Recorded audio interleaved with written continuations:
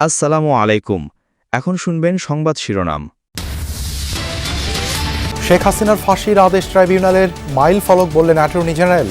পৃথিবীর যে কোনো আদালতে একই শাস্তি হবে মন্তব্য চিফ প্রসিকিউটরের। দেশে ফিরিয়ে সাজা কার্যকরের দাবি ভুক্তভোগীদের, চৌধুরী মামুনের লঘু দণ্ডে ক্ষোভ, রাজনৈতিক দলগুলোর ইতিবাচক প্রতিক্রিয়া। জুলাই গণহত্যার রায়কে ঐতিহাসিক বলছে সরকার। শেখ হাসিনাকে ফেরাতে নতুন করে কূটনৈতিক উদ্যোগ, দিল্লিকে চিঠি দেবে ঢাকা। ধানমন্ডি ৩২-এ বুলডোজার কর্মসূচি ঘিরে ব্যাপক উত্তেজনা, বিক্ষোভকারীদের সাথে সেনা পুলিশের ধাওয়া পাল্টা ধাওয়া। এবারের ভোট গতানুগতিক নয়, দেশ রক্ষার নির্বাচন, মন্তব্য প্রধান উপদেষ্টার। জেলা প্রশাসকদের শতভাগ নিরপেক্ষভাবে কাজের নির্দেশ। আসসালামু আলাইকুম। এতক্ষণ দেখছিলেন সংবাদ শিরোনাম, এখন দেখবেন বিস্তারিত। শেখ হাসিনা এখন ফাঁসির দণ্ডপ্রাপ্ত পলাতক আসামি। হেলিকপ্টার ও মারণাস্ত্র ব্যবহার করে হত্যা, চানখারপুলে ৬ জনকে গুলি করে হত্যা এবং আশুলিয়ায় ৬ জনকে পুড়িয়ে মারার ঘটনায় তাকে সর্বোচ্চ সাজা দেওয়ার আদেশ দিয়েছেন আন্তর্জাতিক অপরাধ ট্রাইব্যুনাল। দুপুরে টেলিভিশন সহ সামাজিক মাধ্যমে সরাসরি সম্প্রচার করা হয় আদালতের রায়। একই অপরাধে আসাদুজ্জামান খান কামালকেও মৃত্যুদণ্ডের আদেশ দেওয়া হয়। অপর আসামি রাজসাক্ষী চৌধুরী আবদুল্লাহ আল মামুনকে কারাদণ্ড দেওয়া হয়েছে ৫ বছরের। প্রতিক্রিয়ায় চিফ প্রসিকিউটর বলেছেন, রায়ের মাধ্যমে ইতিহাসের একটি অধ্যায়ের সমাপ্তি হয়েছে। ট্রাইব্যুনালের আদেশকে নতুন মাইল ফলক বলেছেন অ্যাটর্নি জেনারেল। বেলা 12:30টার দিকে ট্রাইব্যুনাল ১-এর চেয়ারম্যান বিচারপতি মোহাম্মদ গোলাম মুর্তজা মজুমদারের নেতৃত্বে এজলাসে প্রবেশ করেন ৩ বিচারপতি। জনাকীর্ণ ট্রাইব্যুনালে তখন পিনপতন নীরবতা। বিচার সংশ্লিষ্ট সবাইকে ধন্যবাদ জানিয়ে রায় পড়া শুরু করেন ট্রাইব্যুনালের চেয়ারম্যান। ৪৫৩ পৃষ্ঠার রায়কে ভাগ করা হয় ৬ ভাগে। Elements of crime against humanity, these are enunciated by the Rome Statute. রায়ে ৫ অভিযোগের নানা তথ্য উপাত্ত, গণ অভ্যুত্থানের পর প্রকাশ হওয়া বিভিন্ন অডিও ভিডিও, জাতিসংঘের রিপোর্ট উল্লেখ করা হয়। About the telephonic conversations of accused Sheikh Hasina. আন্দোলন দমনে শেখ হাসিনার সাথে ঢাকা বিশ্ববিদ্যালয়ের সাবেক ভিসি মাকসুদ কামাল, ঢাকা দক্ষিণের তখনকার মেয়র ফজলে নূর তাপস আর হাসানুল হক ইনুর সাথে ফোনালাপের বিবরণ তুলে ধরা হয়। বিচারক বলেন, এসব ভিডিও ফুটেজ ও ফোনালাপের সত্যতা প্রমাণিত। We have decided to inflict her with only one sentence, that is sentence of death. দীর্ঘ অপেক্ষার অবসান, শেখ হাসিনার চূড়ান্ত সাজার রায় অন্তত কানে শুনতে পেরে বুক হালকা হয়েছে জুলাই শহীদদের পরিবার ও আহতদের। রায় ঘোষণার পর এজলাস আর ট্রাইব্যুনাল চত্বরে হয় আবেগঘন পরিবেশ তৈরি। তারা এই রায়ের বাস্তবায়ন চান অতি দ্রুত। শেখ হাসিনাকে দেশে ফিরিয়ে এনে ফাঁসি কার্যকরের দাবি জানিয়েছেন শহীদদের স্বজনরা। তবে রাজসাক্ষী চৌধুরী আবদুল্লাহ আল মামুনের লঘু দণ্ডে ক্ষোভ জানিয়েছেন তারা।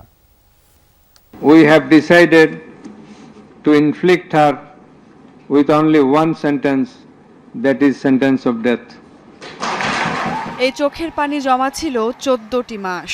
বুকে জমা পাথর যেন কিছুটা হালকা হলো এই রায়ে, শেখ হাসিনার ফাঁসির আদেশ শুনে। জুলাইয়ে আহত এবং শহীদ পরিবার ছাড়াও এজলাসে চোখ ভিজে ওঠে অনেকের। শেখ হাসিনার রায় নিয়ে সন্তুষ্টি প্রকাশ করলেও আবদুল্লাহ আল মামুনের সাজা কমানোয় সংক্ষুব্ধ শহীদ পরিবারগুলো। খুনি শেখ হাসিনা এবং সাবেক খুনি স্বরাষ্ট্রমন্ত্রীর যেই রায়টি এসেছে সেটির সাথে আমরা একমত পোষণ করছি। মানবতা বিরোধী অপরাধের দায়ে সাবেক প্রধানমন্ত্রী শেখ হাসিনা এবং সাবেক স্বরাষ্ট্রমন্ত্রী আসাদুজ্জামান খান কামালের মৃত্যুদণ্ড জবাবদিহিতার উজ্জ্বল দৃষ্টান্ত স্থাপন করেছে, বিবৃতিতে জানিয়েছেন ডক্টর মোহাম্মদ ইউনূস। সোমবার রাতে দেয়া বিবৃতিতে তিনি আরও বলেন, এই রায়ের ফলে আন্তর্জাতিকভাবে বাংলাদেশের অবস্থান দৃঢ় হয়েছে। প্রমাণ হয়েছে কেউই আইনের ঊর্ধ্বে নয়। রায়ের ফলে জুলাই ও আগস্টে গণ আন্দোলনে ক্ষতিগ্রস্ত হাজারো মানুষ তাদের বিচার পেয়েছে। জনগণের আস্থার একটি ধাপ পূরণ হয়েছে বলে মনে করেন তিনি। এছাড়াও বাংলাদেশ আগামী চ্যালেঞ্জগুলো সাহসের সাথে মোকাবেলা করা হবে বলে জানানো হয় বিবৃতিতে। মৃত্যুদণ্ডপ্রাপ্ত সাবেক প্রধানমন্ত্রী শেখ হাসিনা ও সাবেক স্বরাষ্ট্রমন্ত্রী আসাদুজ্জামান খানকে ফেরাতে ভারত সরকারকে আবারও আনুষ্ঠানিক চিঠি পাঠাচ্ছে বাংলাদেশ। 2-1 দিনের মধ্যে চিঠি দেওয়া হবে জানিয়েছেন পররাষ্ট্র উপদেষ্টা। অন্যদিকে আইন উপদেষ্টা জানিয়েছেন, এই দফায় ভারত তাকে ফেরত না পাঠালে তা হবে বাংলাদেশের মানুষের সাথে শত্রুতা ও নিন্দনীয় কাজ। অন্যদিকে স্বরাষ্ট্র উপদেষ্টা জানান, রায় ঘোষণা হলেও এ নিয়ে কোনো আতঙ্ক নেই দেশে। গণ অভ্যুত্থানের মুখে 2024 সালের 5 আগস্ট ভারতে পালিয়ে যান ক্ষমতাচ্যুত প্রধানমন্ত্রী শেখ হাসিনা। সাবেক স্বরাষ্ট্রমন্ত্রী আসাদুজ্জামান খান সহ আওয়ামী লীগ সরকারের বেশ কয়েকজন মন্ত্রী এমপিও পালিয়ে অবস্থান নেন দেশটিতে। তাদের ফেরানোর জন্য ভারত সরকারকে চিঠি দেয়া সহ কূটনৈতিক তৎপরতা অব্যাহত রাখে অন্তর্বর্তী সরকার, কিন্তু নানা চেষ্টার পরও দেশটি ফেরত পাঠায়নি শেখ হাসিনা ও তার সহযোগীদের। To inflict her with only one sentence, that is sentence of death. মানবতাবিরোধী অপরাধের অভিযোগে মৃত্যুদণ্ডের রায় হয়েছে শেখ হাসিনার। ফাঁসির রায় হয়েছে সাবেক স্বরাষ্ট্রমন্ত্রী আসাদুজ্জামান খানের। পররাষ্ট্র মন্ত্রণালয় বলছে, শেখ হাসিনা ও আসাদুজ্জামান খান দণ্ডপ্রাপ্ত আসামি। বিদ্যমান প্রত্যর্পণ চুক্তি অনুযায়ী এখন তাদের ফিরিয়ে দেয়া ভারতের কর্তব্য। তাকে ফেরত আনতে হবে, যেহেতু শাস্তি দিয়েছে কোর্ট, এবং সেজন্য আমরা ভারতকে অফিসিয়ালি জানাবো। দুইজনকে শাস্তি দেওয়া হয়েছে, আমি যখন তাদেরকে ফেরত যাবো, তাদের দুজনকে আমার ফেরত চাইতে হবে। আমার যে কলিগ যাচ্ছেন তার যে এজেন্ডা, তার মধ্যে আমি হস্তক্ষেপ করতে চাই না।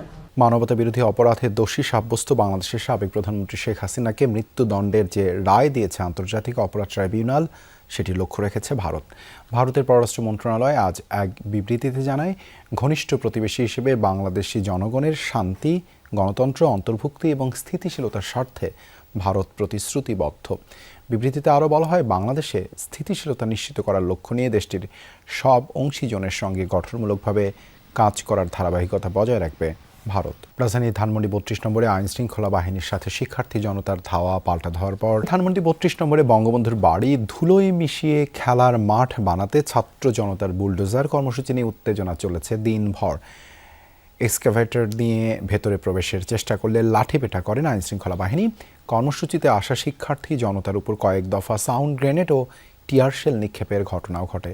ধাওয়া পাল্টা ধাওয়ার ঘটনায় পুলিশ সদস্য সহ আহত হন বেশ কয়েকজন বিক্ষোভকারীও। গণ অভ্যুত্থানের পর ভেঙে ফেলা বঙ্গবন্ধু শেখ মুজিবুর রহমানের বাড়িটি ফের ভাঙ্গার ঘোষণায় সোমবার সকাল থেকে ধানমন্ডি 32 নম্বর ঘিরে আইনশৃঙ্খলা বাহিনীর ব্যাপক তৎপরতা। পাশাপাশি দুটি ভবন যেন কঙ্কাল হয়ে দাঁড়িয়ে আছে। সেখানেই খেলার মাঠ বানাতে বুলডোজার কর্মসূচি দেয় ঢাকা কলেজের শিক্ষার্থীরা। দুপুর 12টার দিকে দুটি এক্সাভেটর নিয়ে 32 নম্বর সড়কের সামনে আসে শিক্ষার্থী জনতা। তাতে যোগ দেয় আশেপাশের বিভিন্ন প্রতিষ্ঠানের শিক্ষার্থীরাও। শেখ হাসিনা কোনো আস্তানায় এ বাংলাদেশে রাখতে দেব না, আমরা 32 ঘুরিয়ে দিব। তারা ককটেল বিস্ফোরণ ছাড়া দেশের ভিতরে বিভিন্ন বিশৃঙ্খলা সৃষ্টি করতেছে। আজকে তাদের এই আস্তানা একবার নিশ্চিহ্ন করে দেওয়ার জন্য আমরা এখানে আসছি। আমরা তাদের বাসভবন পুরাই দিব বুলডোজার দিয়ে। তাদের বাধা দেয় আইন শৃঙ্খলা বাহিনী। পুলিশের এপিসি দিয়ে সড়কের প্রবেশমুখ আটকে দেওয়া হয় 3 স্তরের বেষ্টনী। ঘণ্টাখানেকের চেষ্টায় তা ভেঙে ভেতরে প্রবেশ করে বিক্ষুব্ধরা। আগামী জাতীয় সংসদ নির্বাচন ও গণভোটে শতভাগ সততা, নিরপেক্ষতা ও নিষ্ঠার সাথে দায়িত্ব পালনে জেলা প্রশাসকদের নির্দেশ দিয়েছেন প্রধান উপদেষ্টা ডক্টর মোহাম্মদ ইউনূস। বলেন, এবারের নির্বাচন গতানুগতিক কোনো নির্বাচন নয়, বরং এটি দেশ রক্ষার নির্বাচন। সকালে 64 জেলার প্রশাসকদের সঙ্গে বৈঠক এসব কথা বলেন প্রধান উপদেষ্টা। ডক্টর ইউনূস বলেন, আগামী নির্বাচন শুধু 5 বছরের সরকার গঠনের জন্য নয়, গণভোট যুক্ত হওয়ায় এটি অনেক বেশি তাৎপর্যপূর্ণ। আজকে এই সুযোগটা দেওয়ার জন্য প্রথমে ক্যাবিনেট সচিব, প্রধান উপদেষ্টার কার্যালয়ে সদ্য প্রদানকৃত 50 জেলা প্রশাসক সহ 64 জেলার প্রশাসকদের বৈঠক অনুষ্ঠানের প্রধান অতিথি প্রধান উপদেষ্টা ডক্টর মোহাম্মদ ইউনূস। যেহেতু এটা ভিন্ন ধর্মী একটা নির্বাচন, সেজন্য একটা বিশেষ